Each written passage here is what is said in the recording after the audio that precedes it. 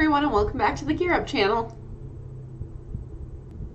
Thank you so much, Maria, for joining us today. Can you go ahead and introduce yourself and tell everyone a little bit about your background? Hi everyone, so my name is Maria Vasquez and I work as the coordinator for the Family Connectedness Center at Walnut Middle School. I love the name. It's really, that's what we strive for. We really want to bring the family together and connect them with the school.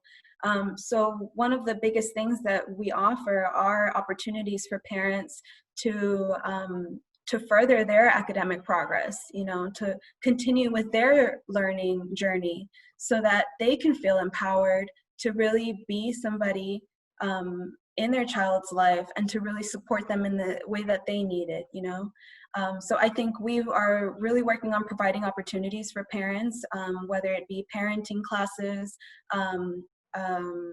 finance classes, finding different ways on like how you can budget, especially for college, So we also work with Gear Up a lot on some of these programs because it really ties hand in hand. We want our families to feel supported, to feel empowered so that they in turn can give back to their children, and they, with all that support and all that love, can grow and really flourish. So I think one of the biggest things is this last year was the first year that we started the program, and it's slowly been kind of building up, and we have some movement going.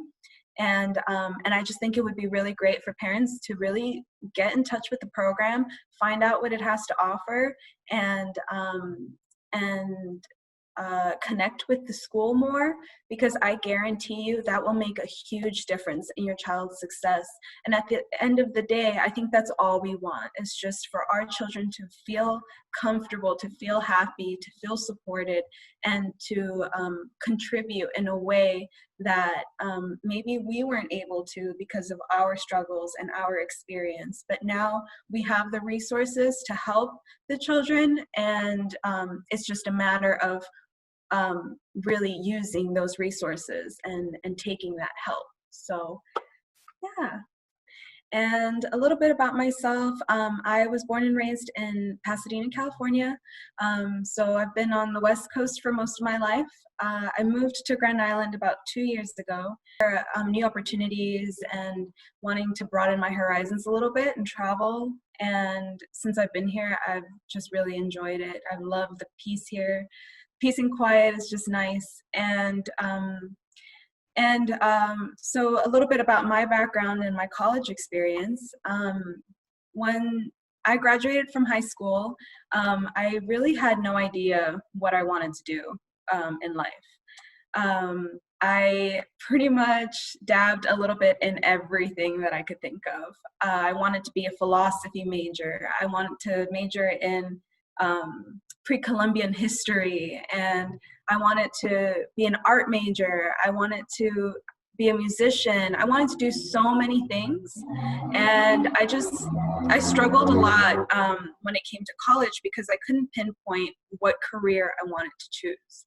So what I decided to do is go into community college and try to do some of my general education there, and then eventually transfer into a university. But during the time that I spent in community college, I was also working full-time. I had two jobs. I was taking care of myself, and I was also going to school, and that was really hard for me. So the 4 years that I was supposed to be at community college ended up just turning into a longer time than expected. But in that time, I learned so much about myself and about what I really wanted to do. And that was to teach. One of my biggest goals has always been to give back to the community. And ever since I was a little girl, when a teacher would ask me, "What do you want to be when you grow up?" I always wanted to be a teacher. And it didn't hit me until maybe 4 years into community college that that's what my passion really was. And that's what I really wanted to do, is I just wanted to work with students. I wanted to teach And I realized that that was actually a field that I could really see myself in, because I could incorporate the things that I love to do into teaching and into my style of teaching. So I could incorporate music, art, philosophy, history, science. I could incorporate everything that I loved into one career. And that was pretty much what I started going into. So started getting into child development, started learning about psychological development of children, and that just, I really found myself in that. That was just amazing to find that. So that's kind of been like my journey. I've really just found myself in child development and working with children. From there, I started working at a children's museum, and I started working in their early childhood education department, which was their baby and me classes. So I would teach 1 and 2-year-olds, actually 1 through 4-year-old babies and toddlers and their parents. And we would do different activities and incorporate things like physics, math concepts to these little babies. And it was just the most amazing experience. I had so much fun, and I have found that I actually really had a knack for that as well. And aside from that, we used to do big museum shows. We would show animals. We would talk about butterflies and all these great things. So that's kind of where I really found the confidence to get into that field and start really expressing my passion through my career in education. And over time, yeah, that's really just been my goal, my go-to is just working with the youth, working with children, trying to inspire the love for education and knowledge that I have found in myself, trying to inspire that in them. And I feel like moving to Grand Island has just kind of been like one of the greatest things to happen to me, because I've really found a home to bring all that together in and bring it to. What are some fun activities our students and families can do either by themselves or together? That way they're not spending so much time on their phones or playing video games. That is a really good question. As for advice for things that we can do in the summer, I, for one, I'm going to say I actually like video games. Video games are fun. They're a really nice way to pass the time. So I can see why a lot of our children love them. They are fun. They can be kind of challenging, and they really teach you a lot of things. But aside from that, I feel like there are also really fun things that we can do with our families and our home, especially during this time that we're quarantined. For social distancing, it was really hard to bring the family together. Everyone was working long hours. We all have dinners. Some families don't have dinner together. They don't sit together and have dinner. Sometimes, I know in my family, we never really did that. We would just eat dinner in front of the TV. So I know that some families don't do that, but I think that this is a really nice time to take advantage of the time that we do have with our families and come together and do something fun.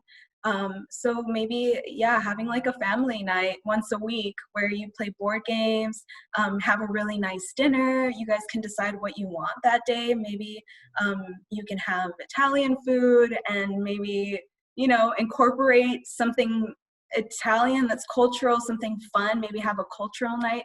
So I know that during the summer, you're not in school, you're not really going to these school events and doing these fun things that we have to offer during the school year, but you can also do that with your family. You can go on a family bike ride or go on a family walk to the lake, or, there's a lot of great fun things that you can do. One of the things that I love to do is paint. I've been painting like crazy during this time, and I live with my brother, and so what we did is we kind of decided to have an art night. So I made dinner, I made pasta, spaghetti, and we just had a little painting session, and we put on some music, and it was just really fun. So those are really easy things that you can do at home with your children and with your family. So. Those are really great ideas. I didn't even think about doing the painting night. That sounds like a lot of fun. I've personally just been busy really baking and going out and fishing a lot to practice, social distancing, but also get outside and get some fresh air as well. So I really love those ideas that you brought, and I'm glad you shared them with us. Something like that would be good. You can bake a cake with your family and, put the frosting on it. I mean, there's so much to learn, so much to do together. So, and this is a good opportunity for that. Lastly, what is some advice you have for our students and families, especially our eighth graders that are going to be transitioning from eighth grade up to high school next year? Well, my biggest advice would be to dream big. Don't limit yourself to what you can do.